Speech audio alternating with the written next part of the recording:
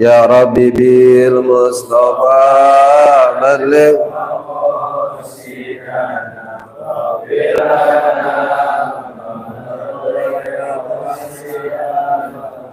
Ya Arhamar Rahimin, Ya Arhamar Rahimin, Ya Arhamar Rahimin, farrij 'alal muslimin, Ya Rabb.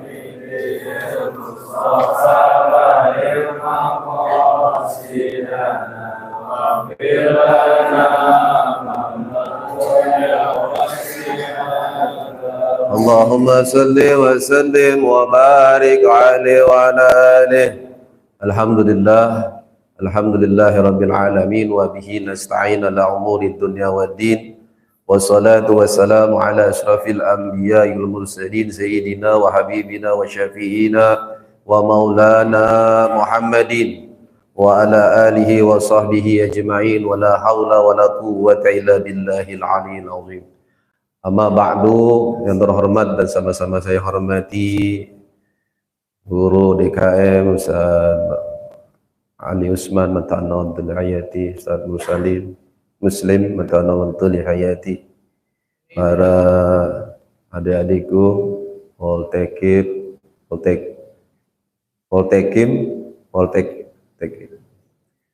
saya tidak sebutkan namanya satu persatu, namun tidak mengurangi rasa hormat dan takzim saya.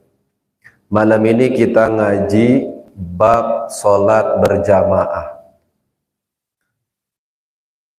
Di dalam kitab Kasyifatus Saja, Syekh Nawawi Al-Bantani, ini ulama Hijaz, Mekah, Madinah, orang Indonesia, termasuk muridnya dua organisasi besar Indonesia, baik NU, baik Muhammadiyah. Gurunya beliau, Syekh Nawawi Al-Bantani. Makanya kalau saya di NU atau di kawan-kawan di Muhammadiyah nggak ada perbedaan.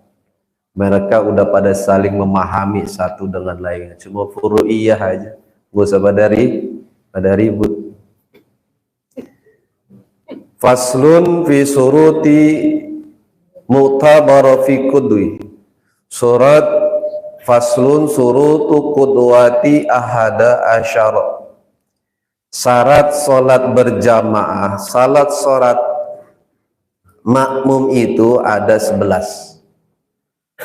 Ahada asyara, ada 11. Allah ya'lam batlani sholatihi imamihi bihadasin augurihi. Yang pertama, jangan menyangka makmum terhadap batalnya sholatnya imam. Maksudnya apa? Syarat nih. Jadi kita nih usahakan kita nih sholat tuh berjamaah. Nggak usah nunggu orang 1000, nggak usah. Karena paling minimal itu berjamaah itu ada imam, ada makmum. Cukup. Yang penting upayakan kita berjamaah. Karena ini gede ganjarannya, tinggi, 27 derajat. Di mana sholatnya? Mau di basement boleh, di lantai 22 boleh, tapi yang lebih utama di masjid atau di musola. Ini kita bahas sampai enggak sih, nanti pertemuan ini hari ini nih 2 aja. Bagaimana nih sholat kita nih di masjid, di luar masjid, atau di luar masjid. Nah itu kita harus paham juga. Karena kawan-kawan kita yang di Jakarta tuh sholatnya di basement, di mall, di lantai 22. Nah itu bagaimana? Nah kita bahas nanti. Bagaimana nih kita sah dulu jadi makmum. Jangan ngarepin 27 dulu, sah dulu. Kalau udah sah insya Allah yang 27-nya kita dapat. Pertama kata Syekh Nawawi Al-Bantani, Allah ya'lam batlani sholati imamihi. Bahwasanya jangan menyangka makmum terhadap batalnya imam. Jadi kita nih husnujon nama imam nih tadi, bahwa yang kita ikutin imam nih sah sholatnya. Sah sholatnya. Menurut pandangan kita. Bisa jadi menurut pandangan Allah nggak sah. Bisa jadi menurut pandangan Allah enggak sah. Lah kok bisa, San? Bisa. Di mazhab Imam Syafi'i, bersentuhan kulit perempuan dan laki itu wudhu kita batal. Karena bukan mahram istri kita. Dia ajnabi, orang lain. Kalau mahram, orang yang nggak boleh dinikahin. Nah ini umpamanya Ustadz Ali lupa sholat di Isya. Dia udah wudhu di rumah. Istrinya habis belanja dari mana gitu ke warung, saliman, kan begitu biasanya tuh. Suami istri salim. Dia lupa nih Ustadz Ali. Salim aja tuh udah wudhu. Emang biasa imam di sini, Ustadz Muslim langsung komat. Langsung komat. Langsung aja Ustadz Ali jadi imam. Pas selesai dia sholat Isya, pulang ke rumah, ya Robbana, tadi saya wudhu megang saliman sama istri. Sholat saya batal. Kita yang makmum enggak batal. Imam datang lagi kemari umumin. pengumuman poltekip. Tadi salat saya batal karena wudhu saya nyentuh kulit. Wah, ini namanya imam nyusahin makmum namanya. Nggak boleh. Udah di rumah aja sholat. Kalau kita makmum karena kita husnudzon sama imam, sholat kita sah. Jadi pandangan kita sah menurut kita, tapi bisa jadi pandangan Allah enggak sah. Jadi kalau kayak begitu tuh di rumah aja imamnya, gak usah diumumin, nyeksa makmum itu, nggak boleh. Itu yang pertama ingetin kita. Atau kita gedak banget sama imam, gue gedak banget sama imam nih. Kemarin beda partai sama gua, beda pilihan sama gua gedak banget, gua nggak ikut. Tuh nggak sah kita tuh begitu. Ada perasaan begitu sama imam, nggak boleh. Jadi kita harus husnuzon, baik sangka sama imam. Ini dalam tataran sholat, ini dalam tataran bermuamalah, nanti dalam tataran bernegara adanya juga di sholat. Kajiannya hebat lagi kitabnya. Itu yang pertama ya, harus baik sangka sama imam.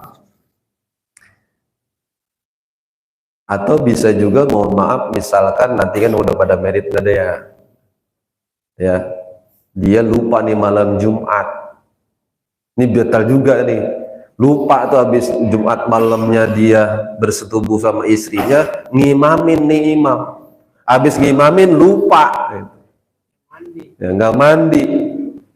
Lah kita mah makmum ya ikut aja, orang kita masa kita anggapnya, tapi imam batal. Maka dia kayak tadi tuh, udah sholatnya di rumah aja, gak usah pakai diumumin, itu nyeksa makmum itu namanya. Tuh, pertama. Yang kedua, wasalisuha an la ya'taqida wujuba qada'iha.